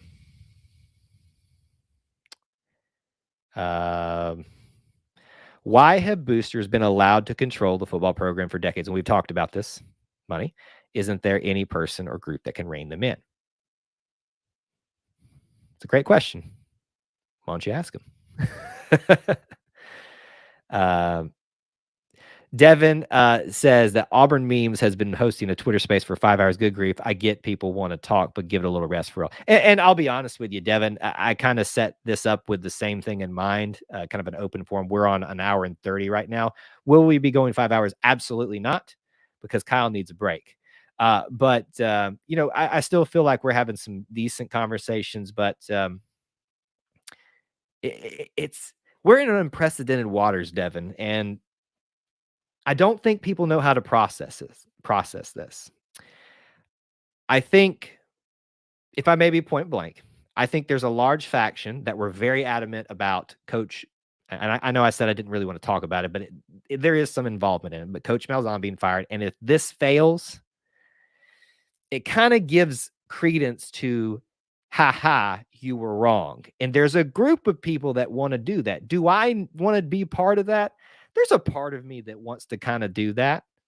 I don't want to, though, because that's not helpful for Auburn. So what you're seeing is a lot of that, but you're also, there's even the people that wasn't really a thing for them, whether they liked Harsin or Malzahn or not. They're just tired of seeing Auburn suffer in football, and they don't know how to process it. And as I said at the beginning of this stream, this is not the most important thing in life, which is why we're not going to have a 5 hour stream. But if Auburn Memes, and we've had conversation with Auburn Memes here, as a great guy, has the drive and the energy to do that, more power to you, sir. Not me. But we're going to have fun here while I'm still here. Yes, he does love our creed. Brought that up earlier, and I very much admired him for acknowledging that and, seizing that, taking hold of that, and recognizing its importance to us. Let's see here. Let's see. Urban Meyer also has recruiting ties to the SEC. He turned around a program already. I hope, Dusty, that you're messing with me. I really do. I really hope that you're messing with me. I really do. Don't do that to me. You did it to me on the call we had together. Don't do it to me live here. Oh my goodness. Some of the comments, y'all. The Last King. Austin Davis resigns before the training camp started because he knew where the team was heading. That alone should tell you something. That is a decent point. And I will say that it makes sense in hindsight now, doesn't it? Did he leave because he saw the writing on the wall? What? I still think the Austin Davis decision had more to do with his lack of desire to be involved in recruiting than it did that. Did he become privy to things that might have been going down soon? Maybe.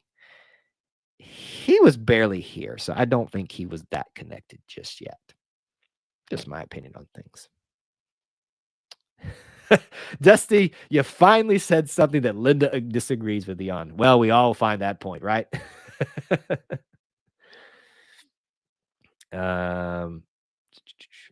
If they fire a coach, it'll be a mess, especially with the players that are coming back, taking up for him. Yeah, there are going to be a lot of hurt feelings. There are going to be a lot of mending that'll have to be done. Fans, boosters, and that's the thing that I think people are missing all this too. Look, y'all, I'm part of it too. Are talking bad about these boosters.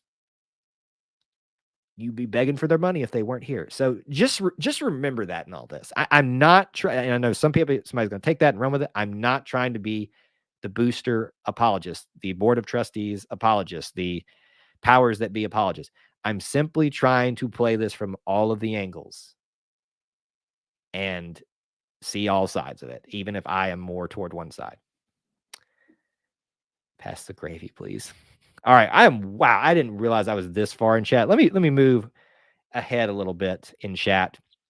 We'll probably start. We're not done just yet, but we'll probably start moving that way. So what I would encourage you to do is, if you haven't, if there's something that you'd really like to discuss, a question that you'd like to bring up, comment, or anything, please do call in. The link is at the top of the chat. And thank you for that, David. I just saw that come through.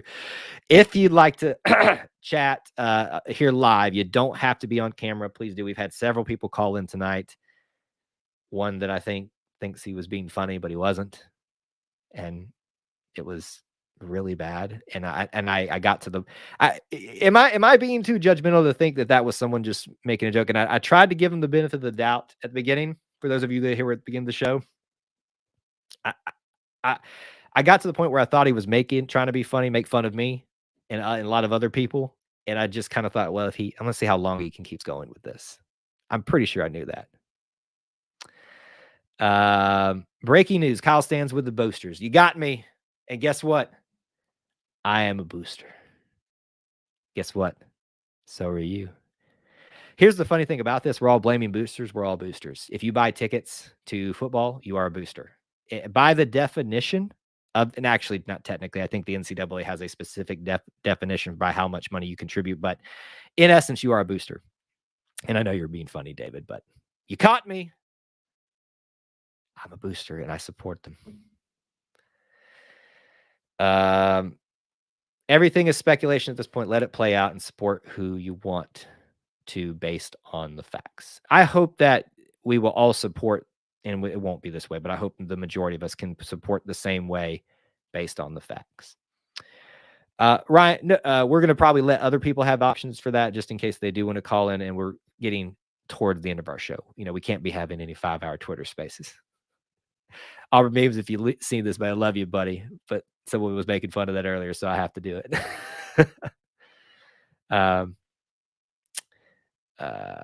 Let's see. Kyle quit tripping on the caller. I'm voting him caller of the night. Straight baller status.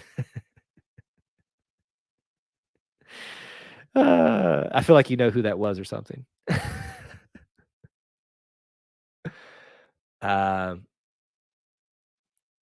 Let's see here. Anyone hear a story on another pod that Ronnie Brown wanted to leave Auburn after 2003? It would make a lot of sense for him. Think about what he was competing against. He wanted to be the guy. People talked about, those questions. What if this, that, and happened? Where would we be now? Where would we be without Ronnie Brown?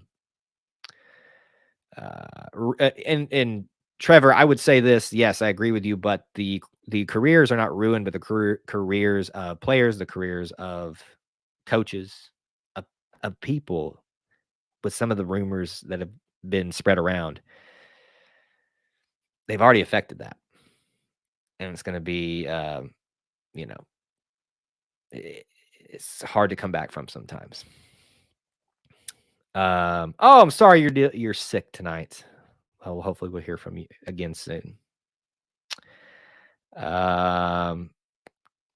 We should get Lou Holtz on. He has SEC experience. My goodness.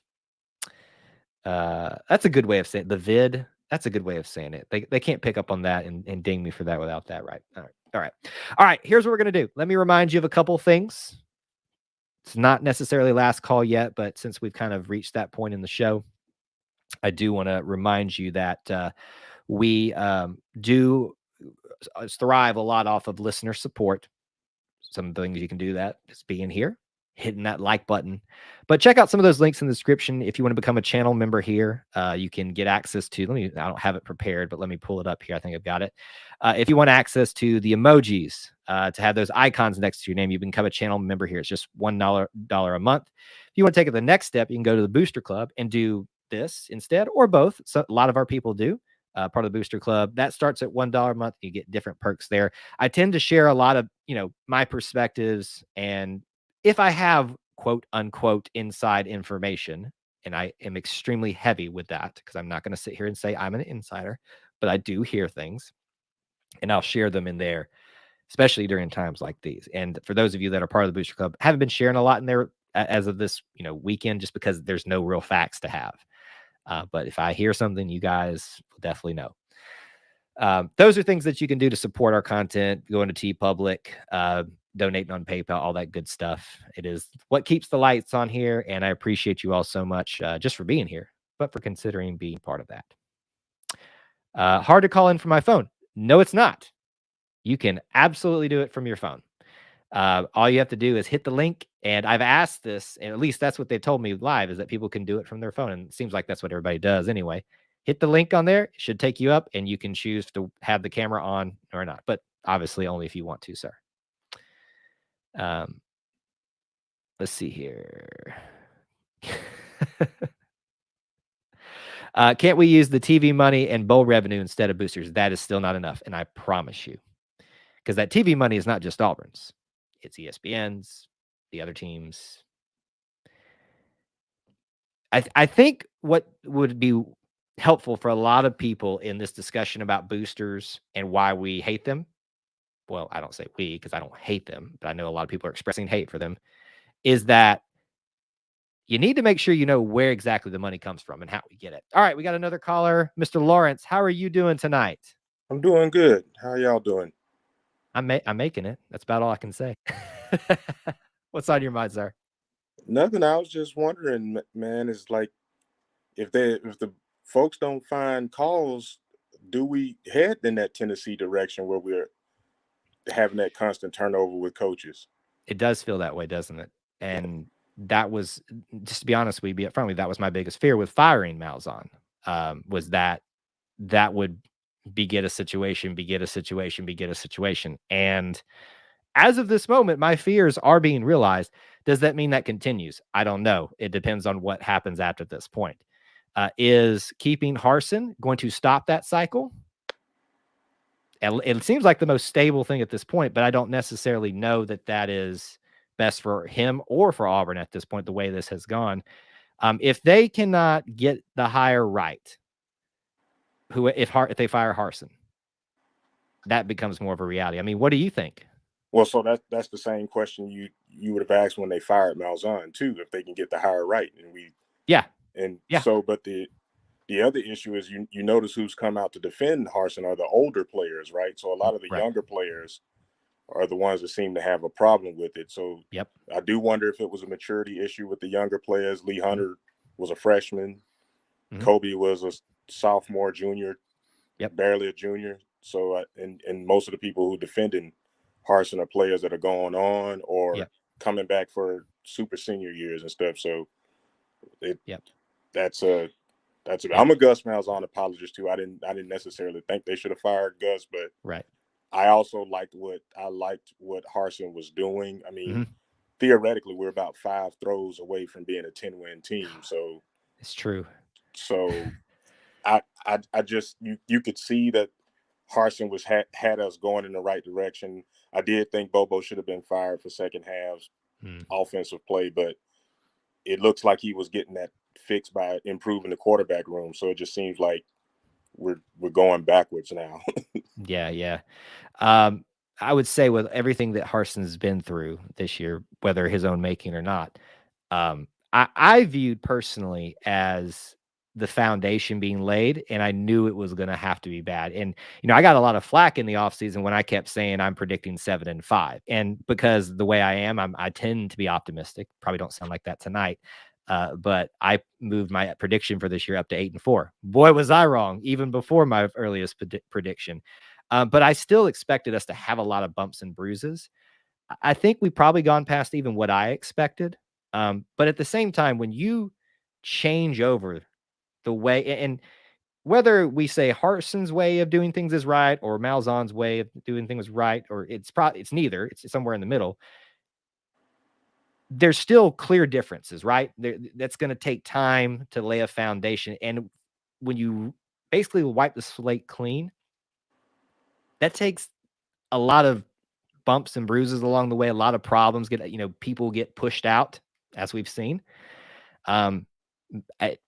It's done a little bit more than I had hoped, but that's kind of my perspective. I wasn't shocked by all of this turmoil, but what we're dealing with right now, this shocks me. And that's why we've had this stream tonight to kind of, just talk through it all and try to process this. And we're not solving the problem tonight. We're just kind of having a therapy session at this point. Right. Well, because we saw potential all season, even in the games we lost. It's like, hey, this throw made or this particular play made, we win the game. It was just a standard deviation of execution that tallied up in that win-loss column. And so it's like, all right, well, we didn't end the season like I thought, but I see we've added the quarterbacks and everything, and so it looked like we had a good competition going in, and we were going to be poised for the spring. And then all of this happened. So it just it's amazing, because that's the question we got to ask now. So say Harsin survives this, how do you pick up the pieces, and what kind of leash does he deserve after what he's gone through? Tommy Tuberville, after he went through Jetgate, it felt like he could do no wrong ever in the fans of the Auburn fans. And I was one of those. And I think we all can look back for the most part and say that I think everybody was on board with Tommy, and maybe, I don't know that the firing was necessarily too quick. It was a pretty rough season, if you remember that one. Yeah, Tony Franklin. Oh God. Don't bring that up. You're going to give me an aneurysm about Tony Franklin, and Dusty gave me an aneurysm earlier about. So don't mention the 3-2 game in Mississippi State. Lawrence, my heart can't take this tonight. Don't do this to me, buddy. Hey, listen, funny story. I will never forget where I was. I actually I lived close to downtown Auburn, and there was the Auburn Baptist Campus Ministries where I hung out a lot. We watched the game there. That 3-2 game. I had to leave the room and go down to this dark little room in the building where there was one little TV, because I was so upset, and I just pitching a fit everywhere. Like that game was horrible. So have we reached that level of madness for me? No, but it's heading close that way. So what do you think? Like, do you think he's going to be fired, or do you think he's going to stay? Well, it depends on what they uncover. If they can't substantiate the rumor mill, then I don't think he'll be fired, because the buyout, they're still paying another guy for they just fired. Right. So I think he'll stay, and then he gets one more shot. I mean, he still has people that he need to hire. So he's probably not out looking for an OC right now while on vacation, and probably hadn't put any effort towards that if all of this stuff is swirling around. Now, he said he wants to be at Auburn. If I were the boosters, I would kind of pull back and just calm down and just give the man at least 2 more seasons, only because he just got here, hadn't had a chance to do all the recruiting. It looks like O-line recruits are signing for 2023. Got the other O-lineman to come back, which was one of our biggest contention. It's just, I mean, as bad as the season ended, there was some positive momentum and some things to be optimistic about, and they risk messing it all up, not having a surefire hire ready to go. So that's my concern. Very legitimate concerns, and I think the majority of us, if not all of us, share those concerns, because that's what this feels like. This feels like, whether there was a plan in place or not, it was not executed well, right or wrong, and now we're stuck in a very bad situation that makes everybody look bad. board of trustees, administration, certain players, former players too, fans, coaches, this is just, it's not a good look. And I usually mean this in a separate way, but I mean, it didn't have to be this way. That's like the way that I kind of get through all of this and laugh about it. It didn't have to be this way. And we're here. So, hey, Lawrence, thank you so much for calling tonight. It's good to hear from you. Likewise. Thanks for having me. Of course, always. Thank you, sir. War Eagle. All right. I did have somebody else try to call in during that. If you'd like to call back in, I can take your call. We're getting towards the end of our show here.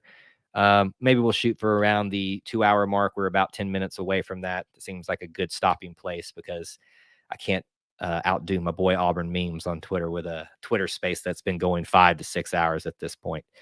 But this, I mean this sincerely, guys. This, when I logged on with this impromptu stream, I knew that a lot of you would show up and we'd probably have a decent stream, but we've been holding steady in the 140 to 100 and 50 to 70 range, and you guys are just the best. All right, next caller, Mr. Roderick. How are you doing, sir? Good to see you again.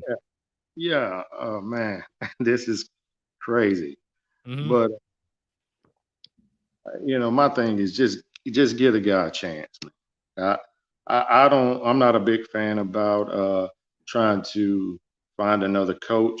What I'm hearing mostly is a lot of just a lot of rumors. Yep. Nothing substantiated.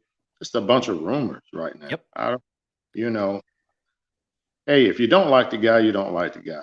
But don't just fire him for no reason and with no backup plan. Mm-hmm.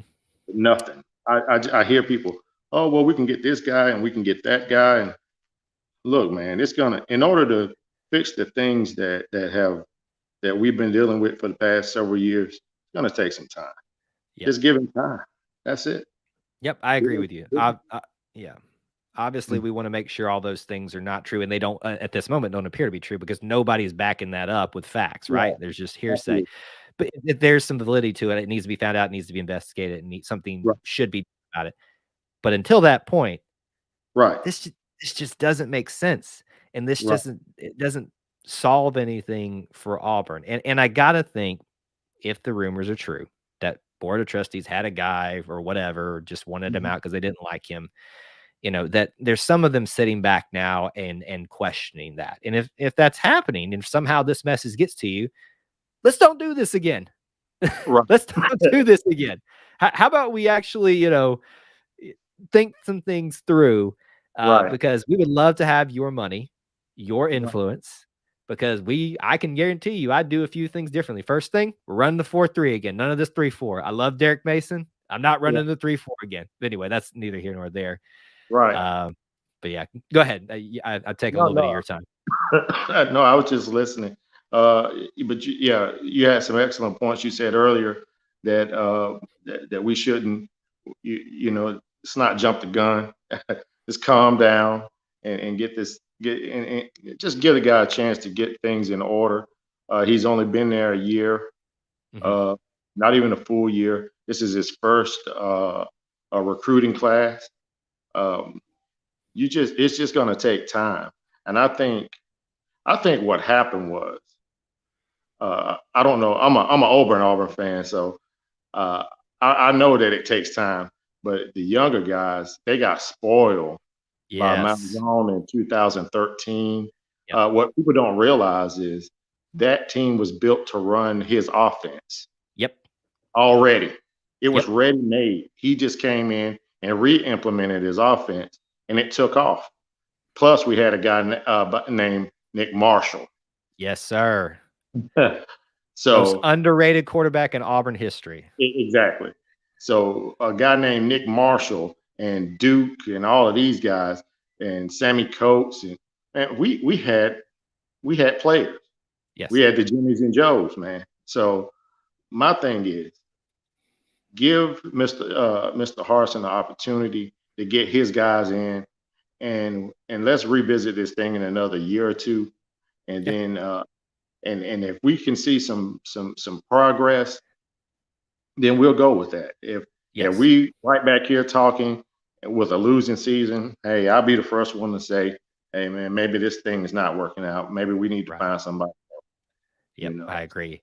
The thing is, you want a trajectory to work with, right? And while Right. one season with 12 games, 13 games is a trajectory, I don't know that that's a big enough trajectory to make a well-informed decision about his successes or failures.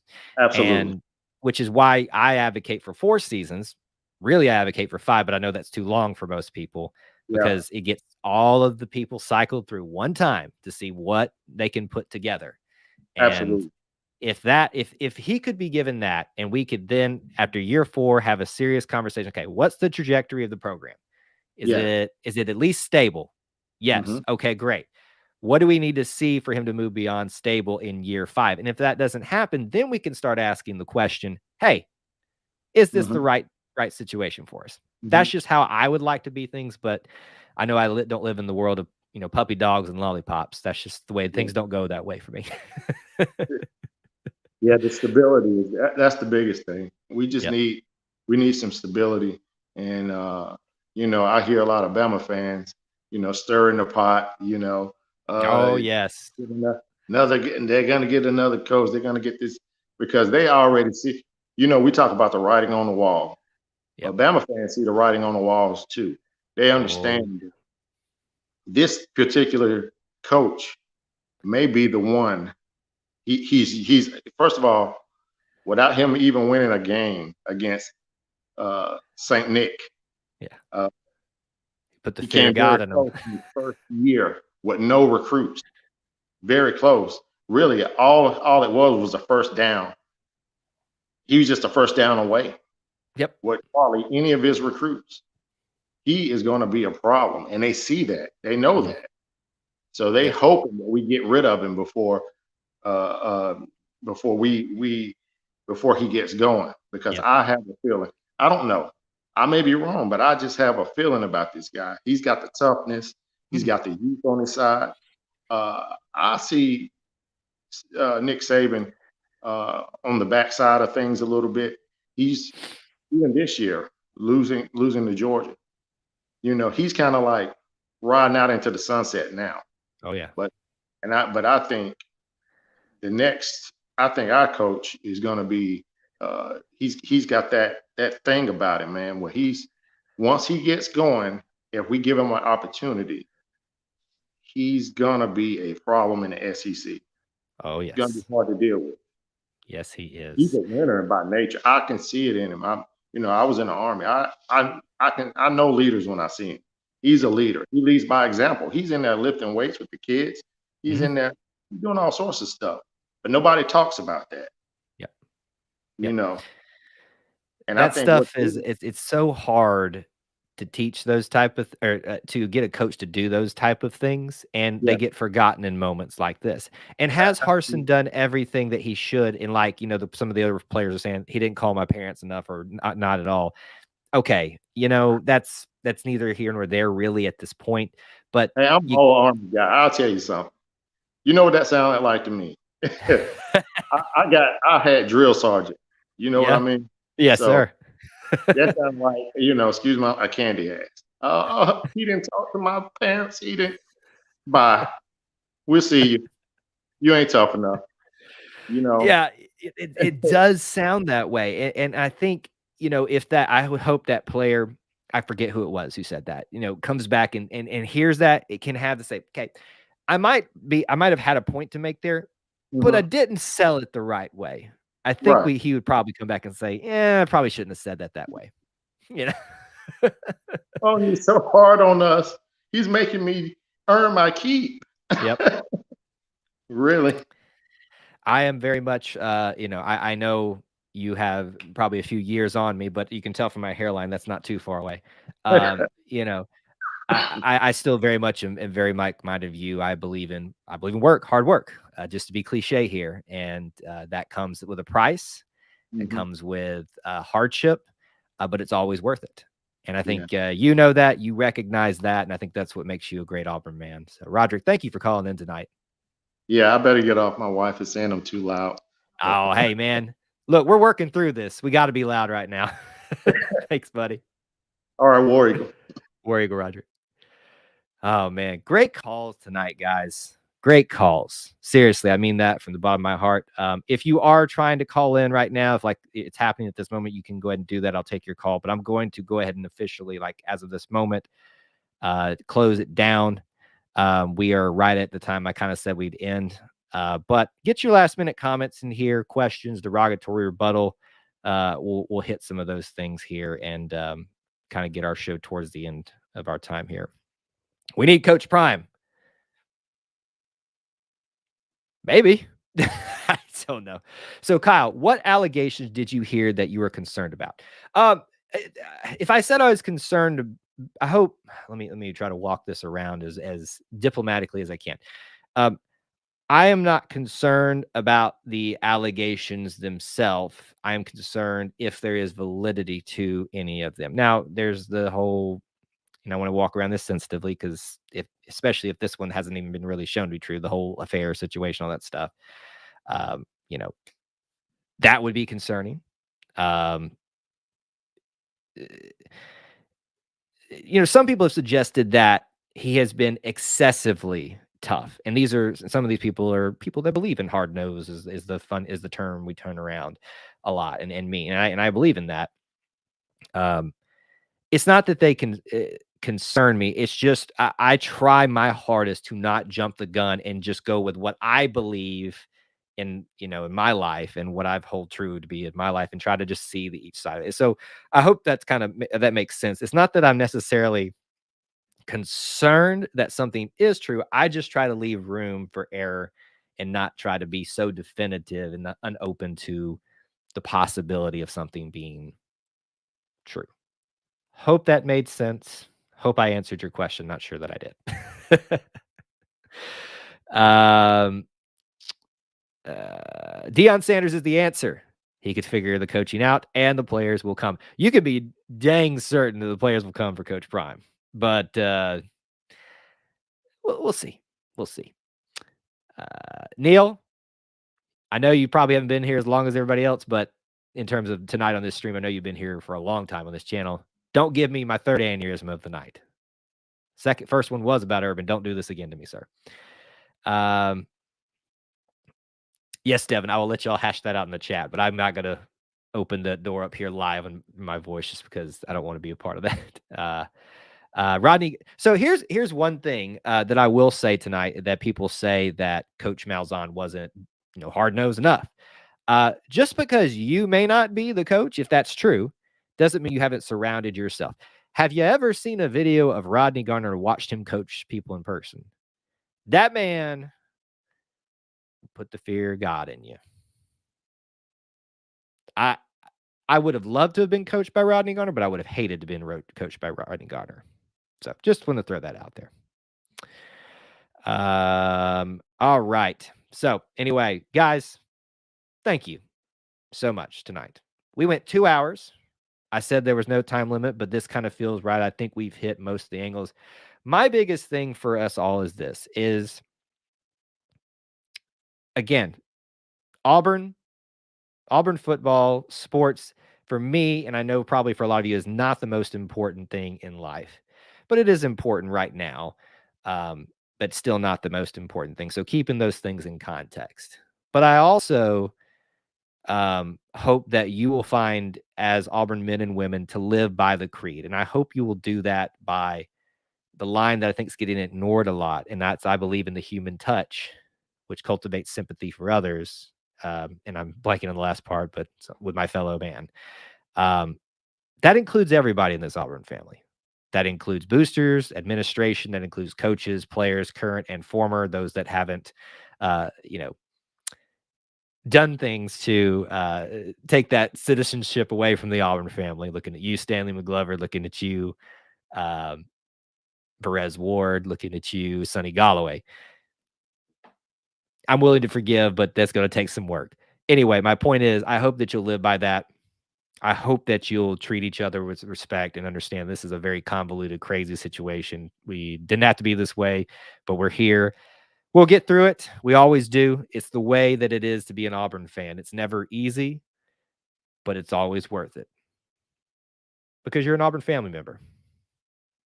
And I'll said this before here on this channel, and maybe a great way to wrap all this up tonight. The story, to me, the story of Auburn is always the story of Coach Shug Jordan and Pat Dye. Pat Dye was recruited by everybody. Excuse me. Coach Shug Jordan. I'm ruining this, Kyle. All right, get it together. Get it together. Coach Jordan and Pat Sullivan. Pat Sullivan was recruited by everybody. And I think a lot of you know this story when they were walking to an event together when he was recruiting him. The car broke down, so they had to walk. The motorcade for Bear Bryant comes by, and you could see the look in his eyes. And you could see the way he longed for what Coach Bear Bryant had. Coach Jordan looks at Pat Sullivan and says, tell you one thing, son. You can go off into the sunset with him, or you could take a walk with me. And that's the story of Auburn, the hard road, because Pat Sullivan chose the hard thing and took a walk with Shug Jordan. And I can guarantee you, even though he's not here to reiterate, that he would say that was always worth it. So this will be worth it. We'll get through it. And when we get a decision on this, we'll be back. Stay tuned, stay subscribed, and we will be back, I'm sure, sooner rather than later with more on this. Hit that like button on the way out. Love you guys.